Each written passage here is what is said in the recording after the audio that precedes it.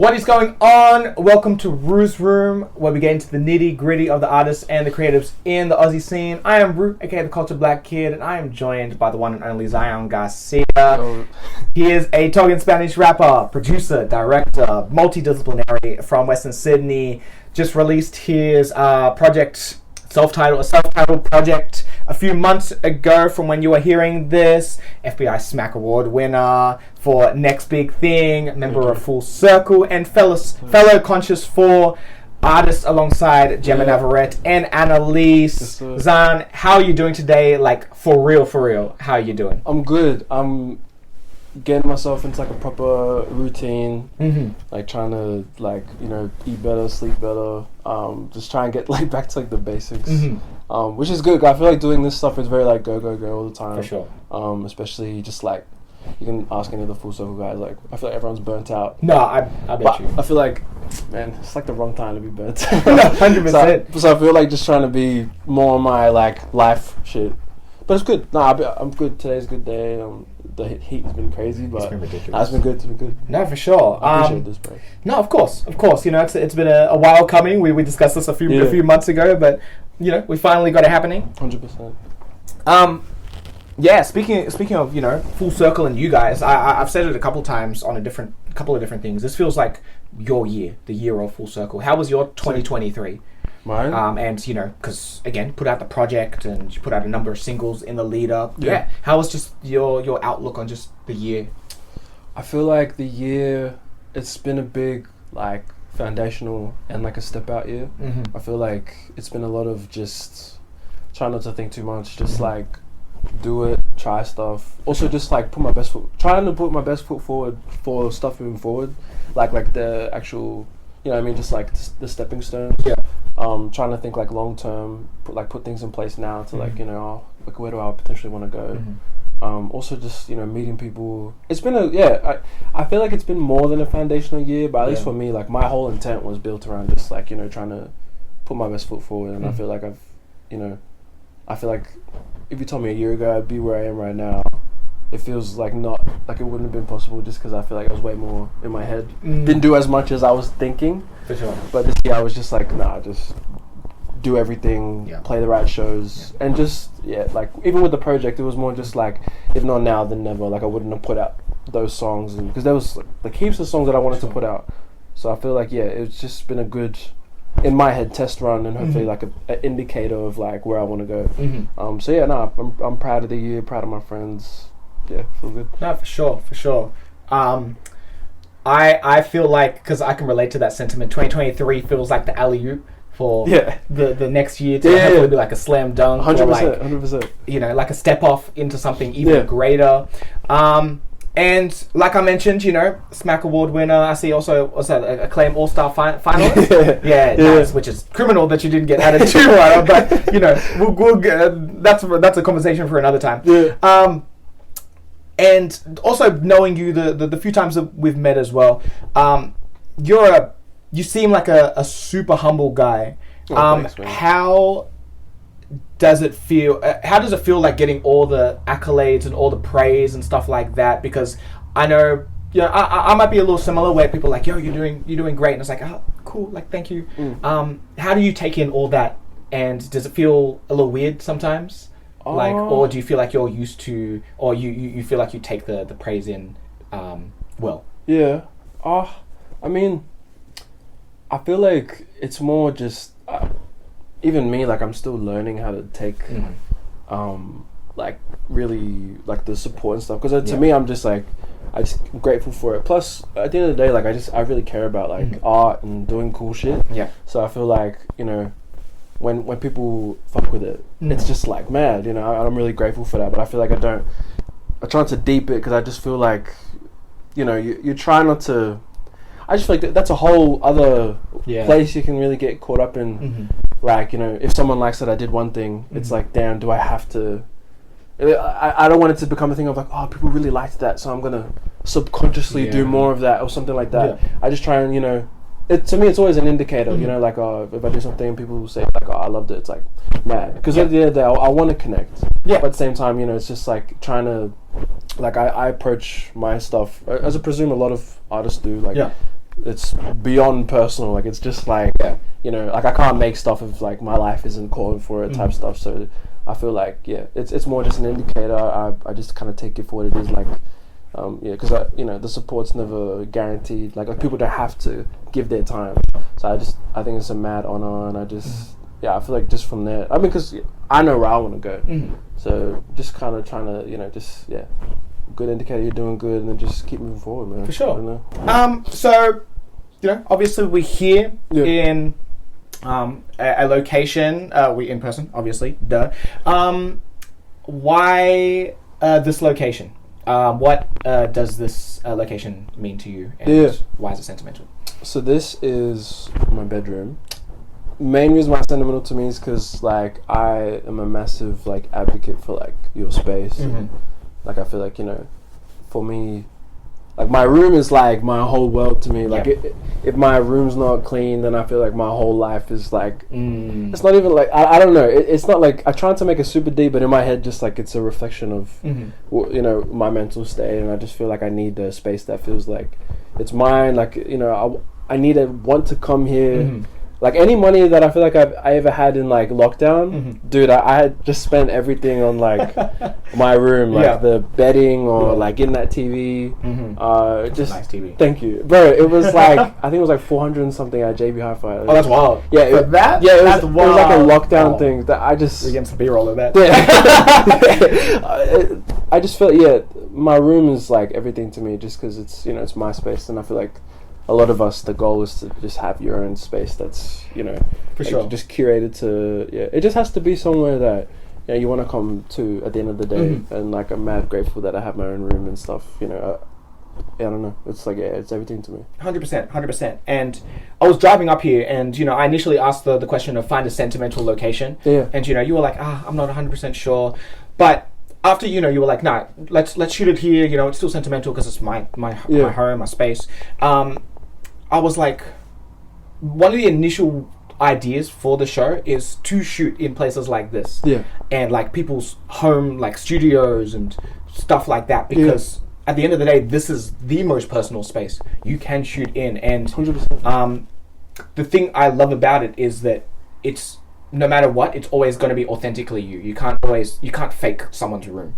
And obviously, you know, I can step in. I'm like, okay, bet I can, you know, this and this and this. I'm like, okay, it fills out the character that is you. And so, you know, hopefully from some of the items and stuff that we'll talk about a bit later, and you know, from whatever you see from around, that people, you know, get to know you a little bit more. Speaking also how we met, which is an interesting story. I'm not sure if you know, and honestly, I'm a little hazy on it, but it might be interesting. So I think it started off initially off Instagram. I'm pretty sure I hit you up about, you know, jumping on a song. But I'm pretty sure the first time I remember that song. Still want to bring it up. Yeah, 100%. That's for later. I think the first time we actually met in person was at One Off Tracks. And it was after you cut your hair, and honestly, I didn't even recognize me. I was like, who? Who am I talking to right now? And it wasn't until like I knew it was you, but I'm like 80% sure that's Zion. That will lead into my first official question of this, which is, what percentage of yourself do you think people really know about you? Your circle really knows about you. Percentage? Yeah, what percentage of yourself?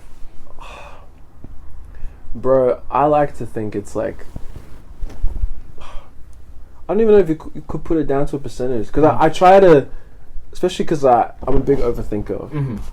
A way that I've learned to like get that down is just trying to tell myself like you can't really hide your true colors, you know. Like for example, like, you know, I want someone to know like how grateful I am for something they've done or something. I try to trust myself that just in my being, you know, you can kind of tell. Like people can't. Like I feel like people can tell when you're being genuine or whatever. So I just try to trust, like, you know, my friends. Sometimes I might say something and then I'm like, was that mean? Because I hope they know I'm joking. So just trying to trust myself, like, you know, tell myself like, oh no, they know me. They know how I am. So I feel like at least, bro, I don't know, it's got to be 90%. I feel like even in my music, it's a lot of us. It's very vulnerable. It's very just like kind of subconsciously putting your shit on the line. So, you know, I feel like I don't have much that's hidden. At least, yeah, because even in my head, even if I tried, I feel like in other ways, surely it comes out. Or, yeah. No, for sure. Actually, you actually subconsciously segued into my next question, which is how much of that percentage do you think you've shared in your music? Yeah. So, well, I feel like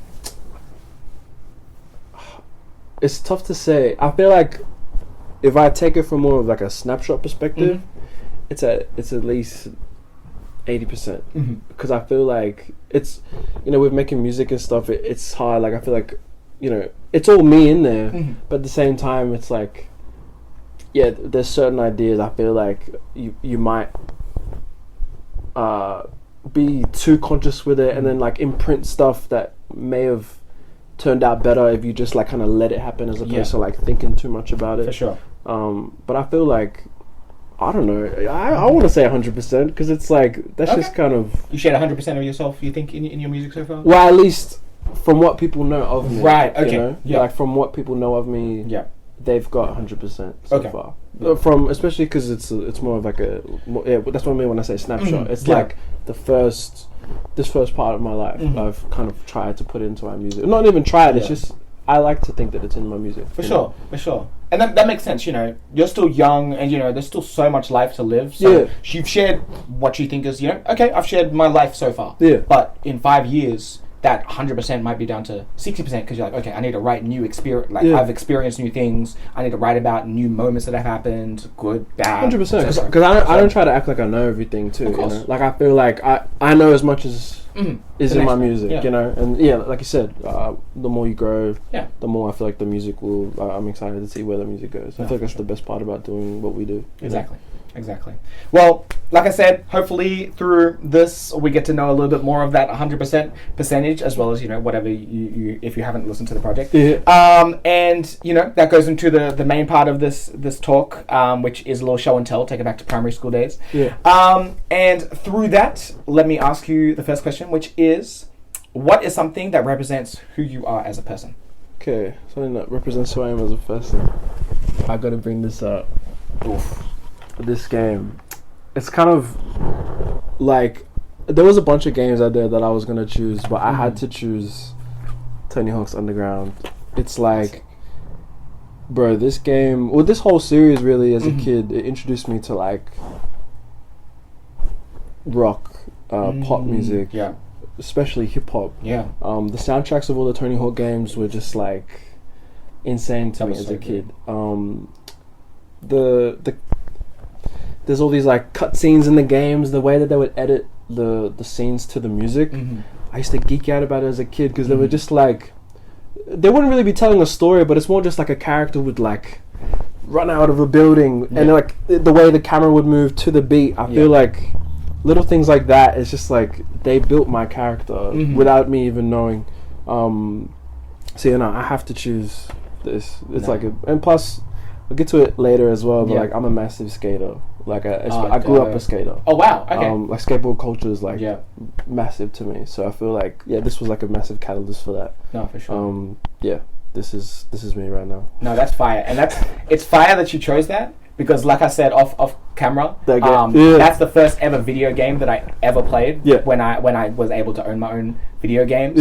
I was saying that there's one moment in that game that it pisses me off so much, where you have to do a specific trick over a helicopter off the top floor of a building in Hawaii to crash the helicopter. And the way the controls are set up, they're mad janky. It's hard to click those specific buttons. And it's like you just have to mash in front of Eric Sparrow. It's fuck Eric Sparrow every day. You know, if you know, you know. Fuck that guy, bro. Piece of shit. Facts. Oh no, bro, it's so satisfying when you jump over the fucking helicopter and his face is like. But no, so I have personal ties to that game, and also skating, to be honest, as well. Like I never really actually learned how to skate, but growing up as well through this video game and just the whole Tony Hawk series as well, that I loved skate culture as well, and it's sad that I didn't, you know, pursue it not pursue it, but like get into it as much as I like went into like high school and shit like that. But recently, I've been slowly starting to get back into it. Maybe not the skate part of it, but the style, the aesthetic of it. 100%. And I'm like, yo, this is fire. Yeah. And then my second part to that example, the game is, you know, you were talking about the cutscenes, you know, how the music drops. Do you think you've used a lot of, you know, inspiration from this game or like other video games that you played? That you might really enjoy, and how they construct the sonics going along with the visuals, and take that into your own music? Bro, 1,000,000%. Yeah. I feel like my whole first film love came from like Tony Hawk, believe it or not. Or it's just like not just Tony Hawk, but it's just like when I say skateboard culture as well, it's the huge part of it was the visuals. I used to love getting like these DVDs from skate shops of just like actual skate films and stuff, just like random tapes and stuff. Because just the way that they would cut the clips to the music, little things like that. Growing up, I was just obsessed with that feel. I don't know. I feel like skateboarding is just. It kind of developed my love for film. I found a lot of like shout out. There's this film Fully Flared. It's like there's this whole intro to that movie where it's just like skateboarding in like slow mo and there's all these explosions and shit. Yeah, that you need to watch that if you can. That shit is like skateboarding is like a huge reason why I feel like I even developed a care in video, let alone film. So I kind of owe it to. Is it even with this game? It's the opening like montage that shows off the skaters that are in the game. Yeah. It uses. I was talking about this on like a Triple J interview as well. It's like there's this Jurassic 5, A Day at the Park. Oh no, a day at the races song, bro. Check that shit out. Classic. Yeah, classic. That was the golden era of fucking video games. Oh. Bro. That's what I mean. It sucks. I was a baby. Like I feel like by the time I even played this was definitely. Like, when did this even come out? 2003, 2004. Yeah. I was. Bro, I was not playing it in 2003, 2004. Yeah, I was too. Yeah, exactly. So it's like, no, for sure, for sure. But iconic, regardless. Yeah, you know. I need to bring it back, bro. For sure. All right, number 2. What's the last sentimental gift that you received from someone? The last sentimental gift I received? Oh, segue, bro.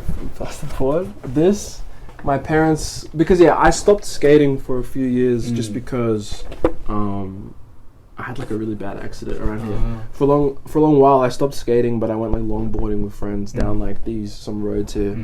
Oh man, I stacked it so bad.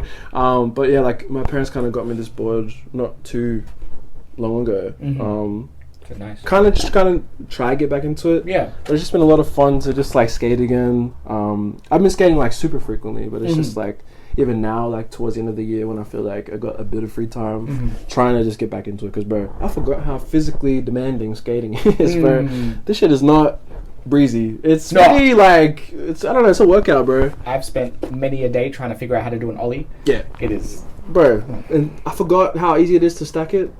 Stacked it twice, but I feel like, bro, it's just part of it, bro.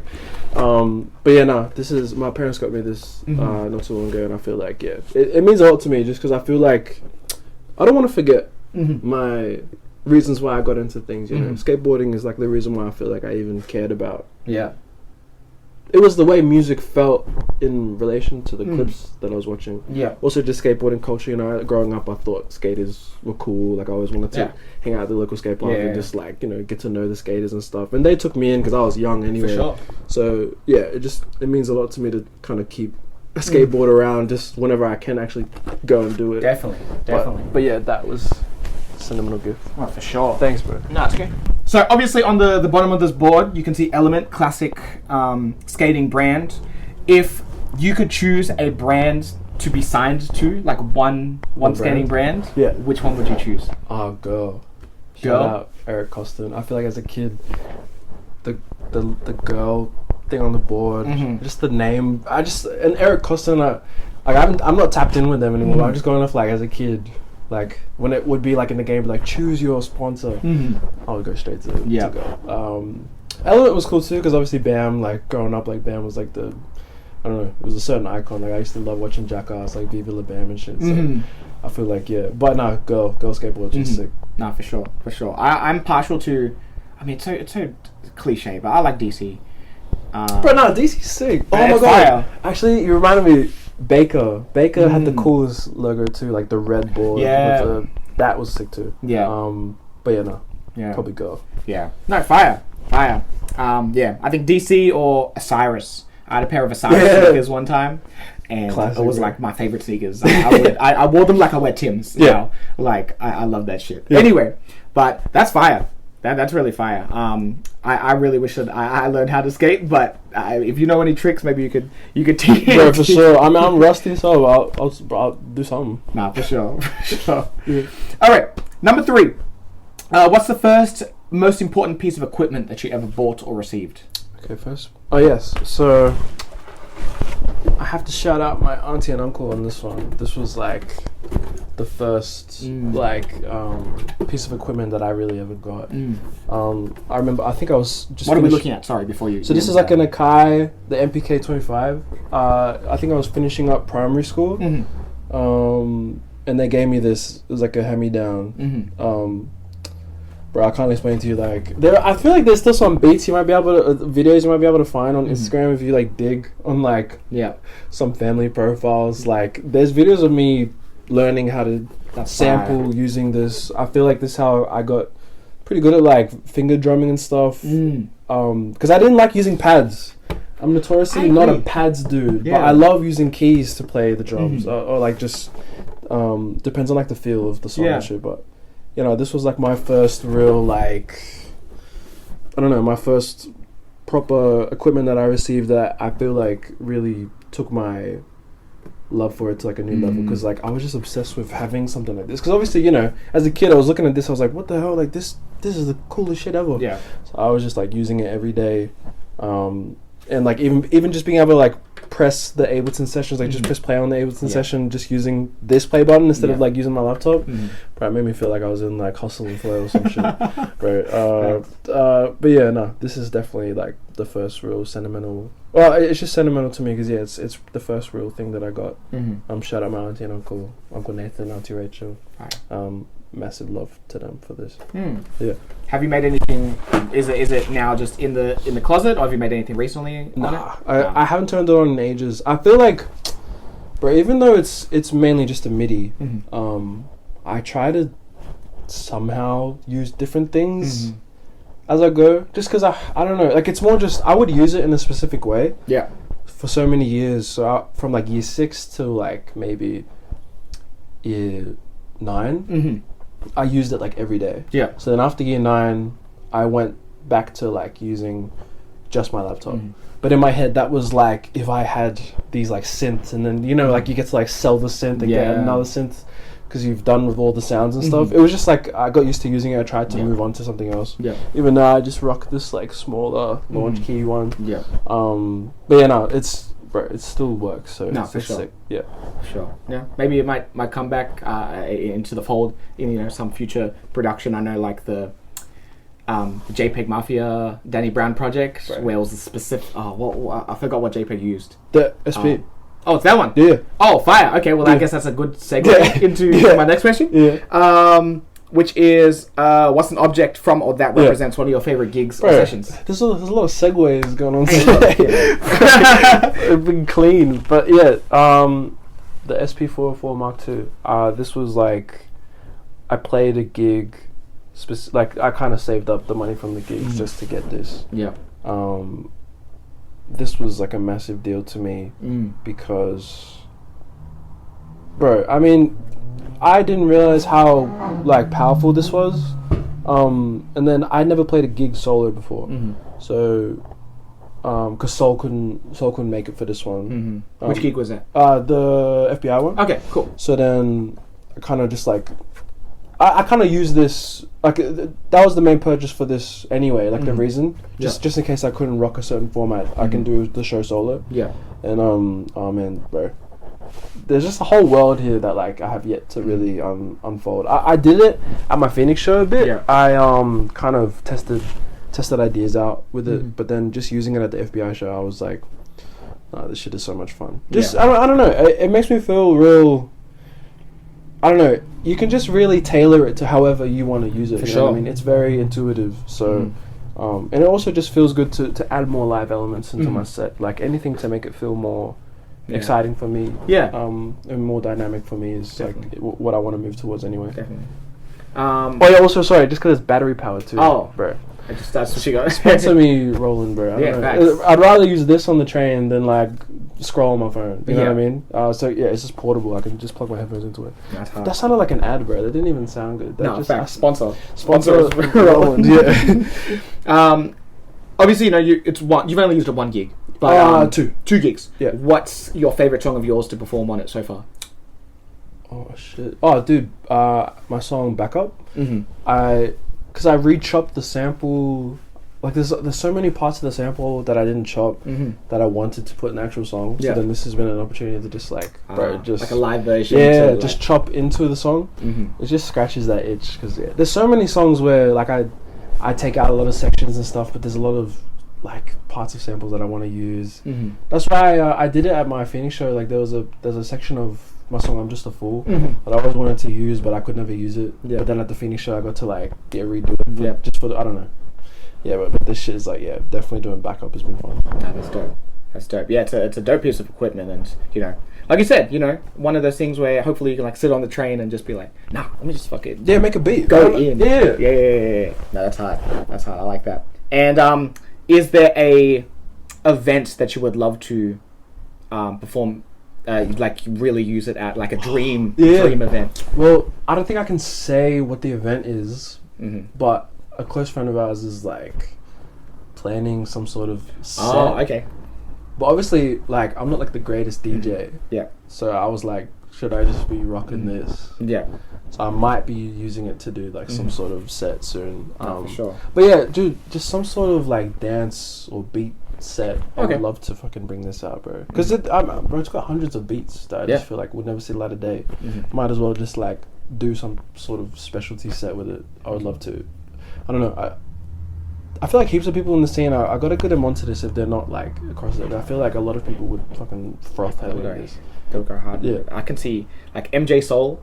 Yeah, bro, because he uses. Oh, bro, shout out that guy. He uses Machine, which is sick anyway. Yeah. But like, bro, I would imagine him with one of these because like 404 would be there. Because I'm new to it still, and I feel like I'm learning absurd ways. It's just anything to spark your creativity. Yeah, you know what I mean? It's just like it's a song starter. It's like.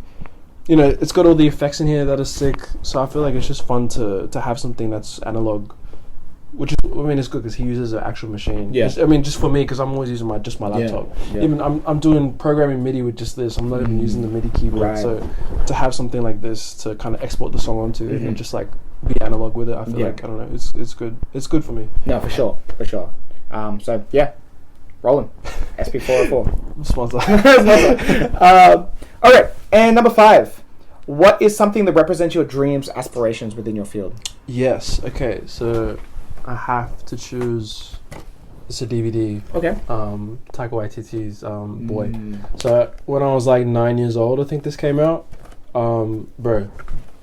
I mean, I feel like it's obvious how much I love film to me, but I feel like I still have yet to really get it across to people in ways that I feel like even on this laptop, bro, I could pull up. I've got endless just scripts, treatments, just like a whole world of ideas that I feel like I just don't know how to access yet because I feel like I haven't. It hasn't felt like the moment yet, but I just, bro. Even this DVD, I chose it just because like it's a 2-disc, it's like a collective edition version of Boy, and it comes with a whole second disc of like deleted scenes or like alternative scenes. Bro, I miss that shit. I don't know. I feel like Blu-ray's cool, but I feel like it doesn't have the specialty menus anymore. Like I don't know if you remember putting in a DVD and like it would come up with some sort of sick special screen. You know what I mean? Even when you're going like to select a part of the movie, like it's got like cool transitions. And you know what I mean? Like this DVD has that too, and just like I want to one day have my own Blu-ray or just my own DVD with all like the special features and shit. Sure. Shout out Jesse who's filming because he'll be the cinematographer. You already know. But yeah, I don't know. Yeah, I had to choose this. This is probably like my favorite film still of all time. I have to respect this film always. I feel like even just feel like I saw a part of myself and a part of my family just on the screen. It was just a massive deal. It was the first time that I even really realized it was a big deal to me. Like at 9 years old, seeing another Islander on the screen, just a bunch of Islanders on the screen doing shit that I felt like people think it's funny, but like to me, like the humor is just like how it is. So I feel like to see it just opened my mind up. I was like, fuck, you can do this. Yeah. You know what I mean? You can make movies like that. So yeah, no, shout out, boy. I feel like this is definitely where you're gonna see a feature film one day. Sure. That's the dream. Manifesting that for sure. And 100%. That'll be fire to see. Is what style of movie would you want to direct or produce? I feel like it changes, but right now I'm super into like visceral filmmaking. I've been watching a lot of movies where it's just like I feel like they're like hard to watch. Not like the subject matter wise. It's just like the way. Specifically referencing like Gaspar Noé, this French filmmaker, or it's not French, but like it's just like the way his films operate. They're like super hard to watch sometimes. Like he does a lot of. I just feel like the way he operates in his films. Fair enough, sometimes like the character, like the ways he goes about subjects and characters, they might seem really like kind of shallow or maybe just like kind of like to shock you, but I just get something out of his films. It's just like you get such a strong like visceral reaction while watching it. I just want to make things that like I really like there's a 3D element to it, you know what I mean? I want to try and make something fresh. I feel like doing anything fresh is like a mad inspiration point, just trying to do something that maybe people haven't seen before. But outside of that, dude, even just like all my film ideas kind of center around Western Sydney. Oh yeah, like, just kind of documenting, like kind of, I don't know, like everyday things. I'm still really big on that type of like mumblecore Western Sydney type film. That's the aspiration one day, just to do something mad homegrown feeling. Just have every director has their like black and white first feature, bro. I want to do that so bad. I want to have mine. For sure. Sure. Yeah, nice. And is Taika like your favorite director or producer? Director? He's one of them for sure. Who is? I guess my favorite, bro. I mean, I'm probably gonna say Gaspar Noé. I just love his soundtracks, his cinematography, which is even cinematography wise, it's not even a thing that I really feel like I actively care about, but it's just because I feel like the look of the movie nowadays, like it almost has to look good. Yeah. So it's almost like my mind goes elsewhere to like, what does it sound like, the sound design, or like or what's the writing like. But with Gaspar Noé films, probably makes him like his film Climax is probably like my favorite film of all time. Yeah. It feels like even After Boy. Yeah. But another director I love is like Richard Linklater. I love the way he like kind of captures kind of suburbia or just like everyday things. I feel like he does it in a way that feels mad poetic that I really resonate with, because this is like the craziest film of his to choose, but bro, School of Rock is like, that's my top 3, bro. I don't know. It's a great movie. Bro, I want to make shit like that. Just fucking hits the soul, and like, bro, I don't know. You can't tell me any day of the week you want to watch that movie with me, bro. I'll watch that shit. Done. Any excuse to watch School of Rock, bro, I'll watch it, bro. I'll quote that movie all the time. But yeah. Okay, dope. And I guess my final thing in regards to that, would you love to also start like score your films as well? So director and scorer. Yeah. Scoring is like probably my first love. Like I always wanted to do the music for films. Okay. Because like I said, I feel like it came from that love of skateboarding, watching skateboarding clips and just like, or like the sponsored tapes and shit. The sound, like the music and the way that they would cut the clips to the music. I feel like I fell in love with just like the sonic nature of video and film. Sure. And I really wanted to get into that. So I feel like, bro, I used to like make I used to take like a marker and like get like, back in the day, like it was really common to have like the CD things laying around, like the covers, like the blank ones. I used to act like it was like my soundtrack to a film that doesn't even exist. Or I would literally do like Boys soundtrack, and I would like make up names of songs and shit, just because I was obsessed with the idea of being able to make the sounds for films and shit. So it's my first love, and I get to do it sometimes. Haven't been able to do it heaps, but it'll always be like a dream to do it. Yeah, for sure. Soon, in due time. Yes, in due time, it's gonna be fire. 100%. All right. We got a couple more questions left, but it wouldn't be a Root interview if I didn't play a game, because I love games. So what we're going to do is you're going to build your ultimate collab track. Oh, yes. I see you doing this. Mm-hmm. Yeah, and I love this question. Yeah. So it is, you can add yourself, you can be on the track, or you can executive produce the track. Knowing you're a producer, if you want to be the producer of the track, that is also cool. So what you're going to do is it's going to be 4 artists, one producer, one videographer. And one videographer. And local. All local. Shit. I mean, I have to be in the song. Okay. I just because I feel like, I don't know. If you're on the song, you can't produce it.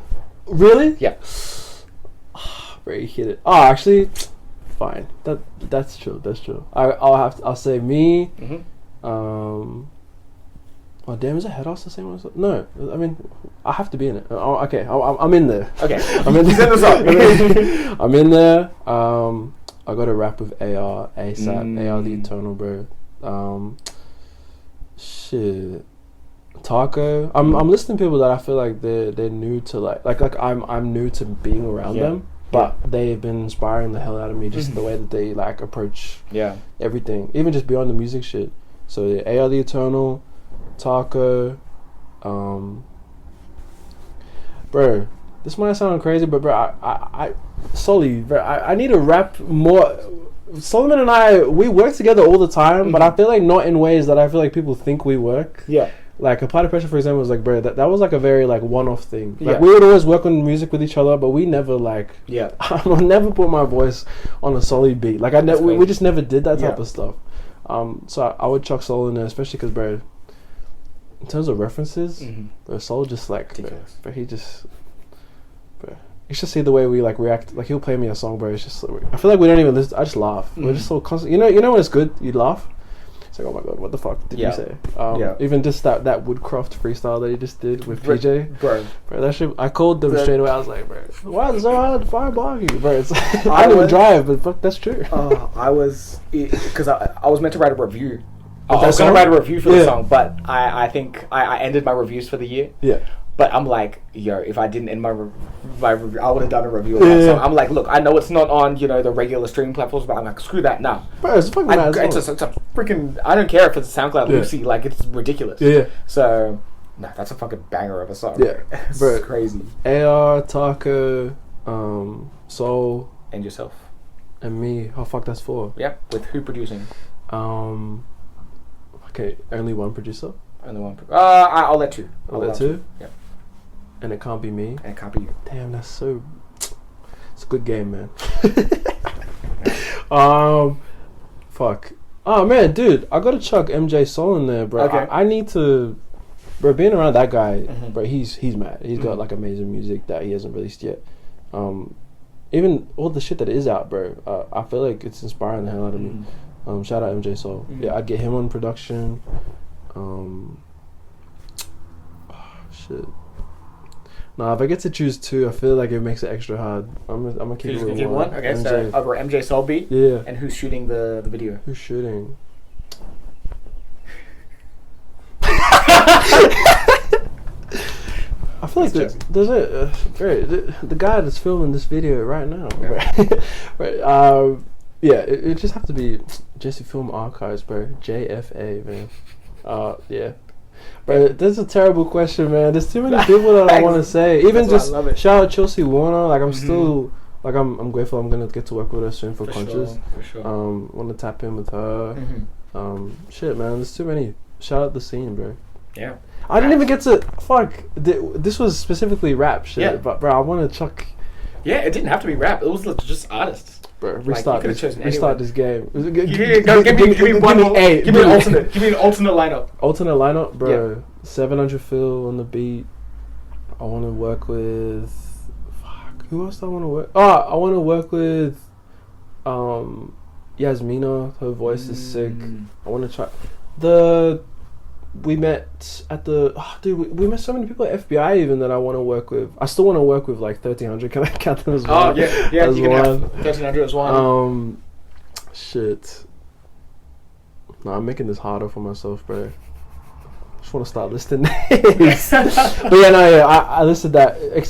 Add that to people who are already on that first track. Make it like a mega posse cut. Big posse cut. 700 Phil. Yeah, Yasmina. Fuck yeah, no, there's too many people I want to work with, bro. Ridiculous. Yeah, and Chelsea. Yeah, and Chelsea. Yeah. Yeah. Well, let's see if that ridiculous track ends up 100%. coming out sometime soon. 100. Okay, got a couple more tracks. Got a couple more questions.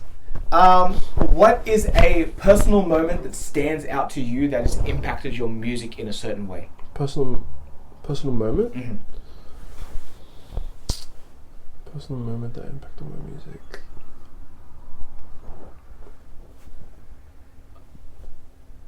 Shit, bro. There's so many things that are coming to my head right now. I think, bro, it's gonna be crazy. I feel like it's still relatively in the recent past in my head to be a thing. Yeah. Bro, it was like, actually, bro, finishing my last class of uni not too long ago. Yeah. Something just happened, bro, when I was in my final classes. I think I've always been in school. I've always been like somewhat in school. You know, I went from like primary to high school straight into uni. But now it's like my whole formal education is over, and like I've never not had school. So it kind of, but it's been impacting my music where like it's not out yet or anything. I've just been like creating stuff. It's just weird because I just feel like I didn't realize so many of my stories came from educational situations, like where I was at school or at uni or commuting to uni, commuting to school. Like I feel like I saw so much of the world on the way to uni, or like most of my ideas were done on the way to the train, or like going to Manny Station or some shit. Just like, I don't know, just little times like that. It's just weird. I feel like a big chunk of that is just not there anymore. So that's been impacting my music heaps. But even, I think, I don't know, I've been trying to think, generally just my childhood, I feel like seeps its way into my music. It's like a big, not necessarily just a singular moment, but just like my whole childhood just kind of melds together as one big moment.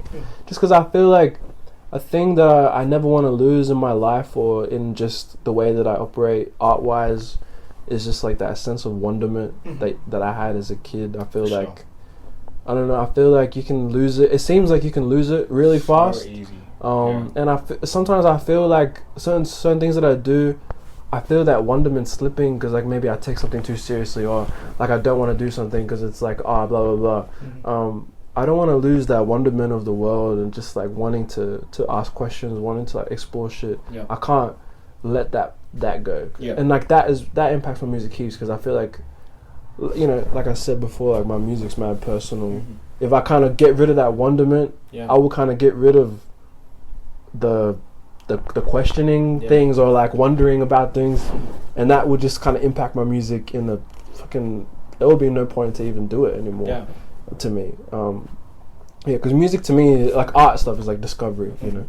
So I feel like I just can't lose that wonderment, that reason to like wonder why something is the way it is, or like wonder something about the world and want to go and learn about it. Just sure. I need to keep that for my music's sake, but even just beyond that, you know. Definitely, and it is very easy to lose it sometimes, you know, again, as you get into like early 20s and you know, into your 20s, because it's one of those times where you're starting to, you know, adult shit is starting to happen, and you're like starting to be like you said, you graduated now, so it's like, oh, you finished class, more so, but because of that, it's like, okay, shit, I'm like kind of fully in the real world now. So now it's like, oh, okay, now I need to make sure all my affairs are in order when it comes to adult shit. But then through that process, you're like, man, I miss just sitting down and just playing Tony Hawk.